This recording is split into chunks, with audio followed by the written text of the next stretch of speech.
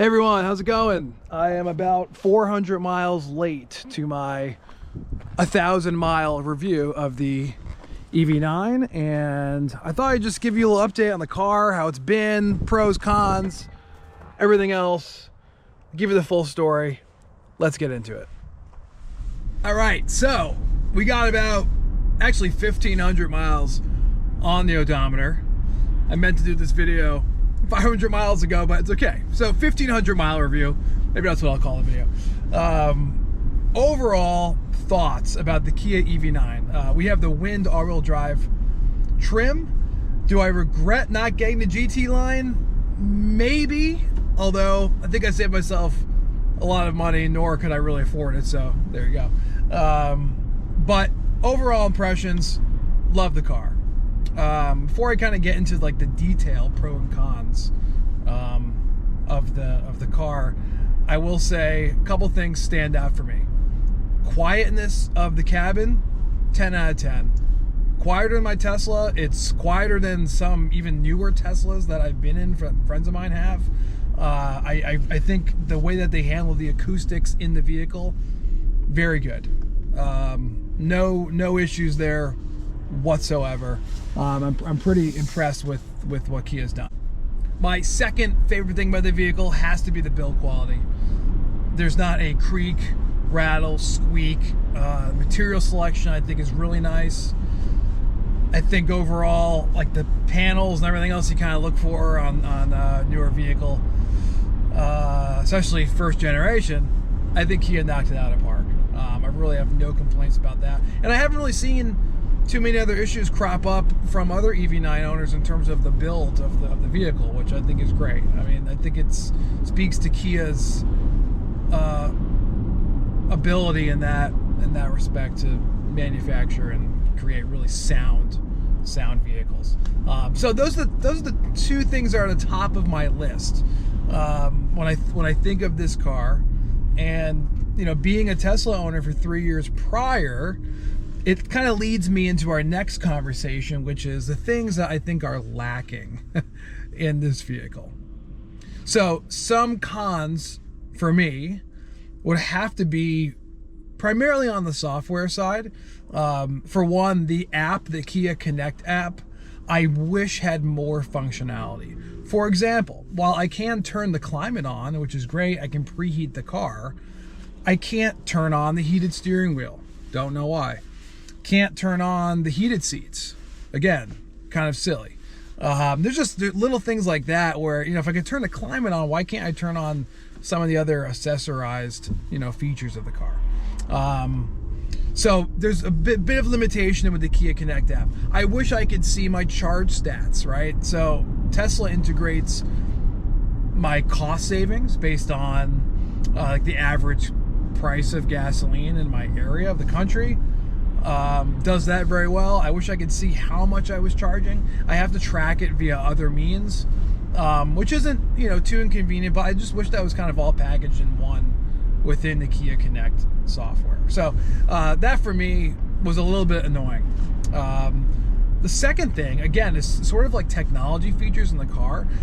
This is a $60-something thousand vehicle, right? Like MSRP for the Wind, about there. Before the credits and whatnot. I do not have memory seats in this car. I can set up different driver profiles, which great, but there's no memory seat function, which personally I think should be standard across all of the EV9s. I don't know why that's nowadays in 2024 considered a premium feature. And I think this is an expensive vehicle, right? So I think that should be included on all trims from base to the GT line. I think that's kind of silly. Again, coming from the Tesla world, it doesn't matter if you're driving a Model X Plaid or a base Model 3. You're going to have memory seats. You're going to have all the same, for the most part, a lot of the same technology features in the car. A feature I wish was included on all of the models would be some of the parking assist, the camera systems that really only exist in the GT line, turn signal cameras. I think it's super handy. I wish they were included on all the trims. Again, I think it's an expensive vehicle. Why not include the same technology package or have the ability to upgrade? I think for the EV6, some things are upgradable, parking assist wise. There's no 360 cam. There's no, camera in the rearview mirror that's on a GT line. So, little features like that. It doesn't make or break the vehicle for me because personally, I enjoy the car for the driving experience, which I'll get into in a second, which I think is fantastic. So those things are a bit of an annoyance, I think. Again, coming from someone that's driven Tesla for 3 years, which all of those things are included on every model, right? So those things for me are kind of cons. And one other thing, which, I guess this is kind of personal preference, but the suspension is a little firmer than I thought it would be.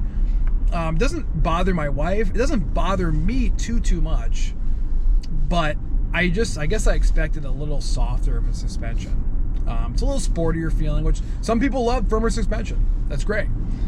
Personally, in this type of vehicle, I wish it was just a softer ride, especially going over certain bumps. I mean, you can really feel it sometimes, General driving, I don't notice anything. I have no problem with it.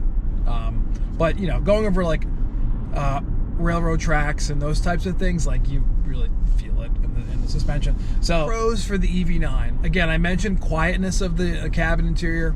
I think it's fantastic. It's very, very good. And I think as you get into the GT line, there are even more acoustic properties within the car. Maybe they add more padding to the door. Those types of things to improve the quietness of the cabin. Build quality, as I said, very good. I love the material selection. I love how it's semi-minimalist, I would say, of an interior. You still get stocks, great. I think there's too many buttons on the steering wheel for my taste, but it's fine. Doesn't really bother me. Pros. The software on the car, super snappy. Wireless Apple CarPlay connects instantly, no delay. I mean, I get in the car, I put my foot on the brake, I put it in the drive, and Apple CarPlay's there, ready to go, no hesitation, no delay in any of the Bluetooth connection with my cell phone in the vehicle. So that's great. Definitely use Apple CarPlay most of the time.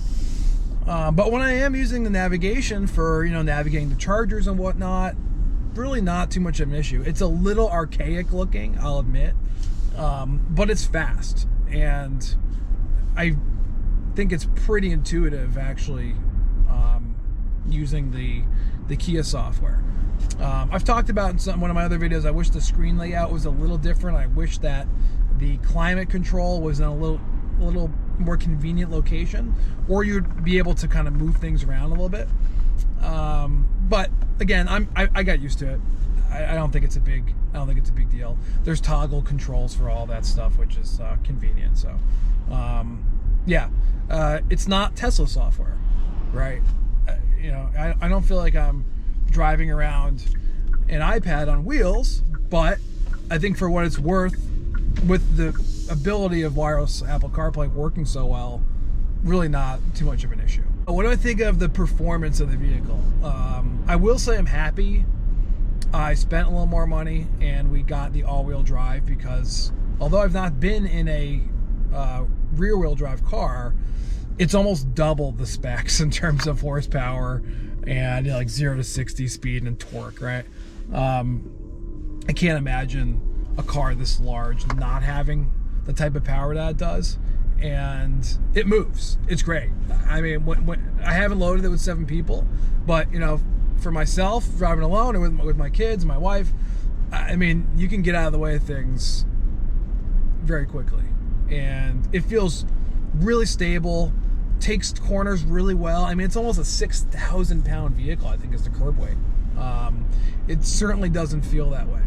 So again, someone who drives a Model S, I mean, I think I'm like accustomed to the performance of an EV, and I've been pretty satisfied with this car. It feels great on the road.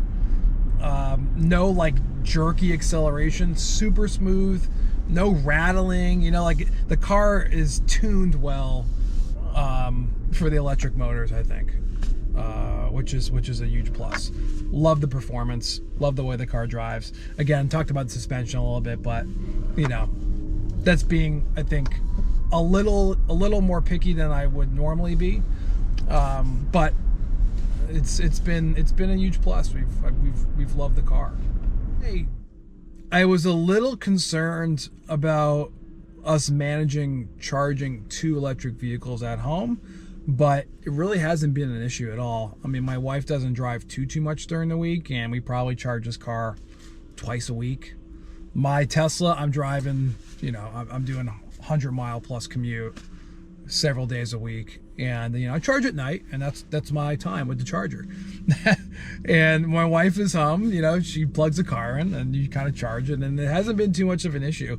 And using my Tesla wall connector hasn't been a problem at all. I've noticed, so I've seen comments about folks having issues with Tesla wall connector and their EV9, and I've had an adapter, works well. It takes you know, maybe like 10 seconds to actually connect to the car, but I've never had a single issue charging with this car in the last, you know, almost 6 weeks or so having it. So it's been a good experience in terms of the home charging aspect. And the fast charging on this car, although I haven't done a ton of road trips, in the little bit of driving I've done, and my experience with the fast charge has been phenomenal. I mean, it rips on the fast charger.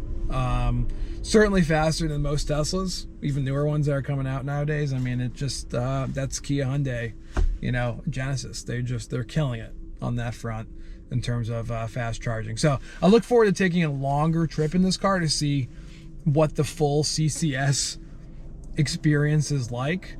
But so far, so good. No issues fast charging the car. And I get, you know, with the purchase of the vehicle, you get 1,000 kilowatt hours of Electrify America charging, which is, you know, definitely a nice. So yeah, thanks for watching, everyone. If there's anything I missed you'd like me to address, let me know in the comments. Happy to talk a little more about, you know, any other specifics. But overall, we love the car. I'm super impressed. I feel like I made the right decision. We wanted a larger vehicle like this. And between the different options, even between looking at a Model X, right, like that would be the next car in line I would get instead of this vehicle. But I wanted like a real SUV feeling boxy car, and this is definitely that vehicle.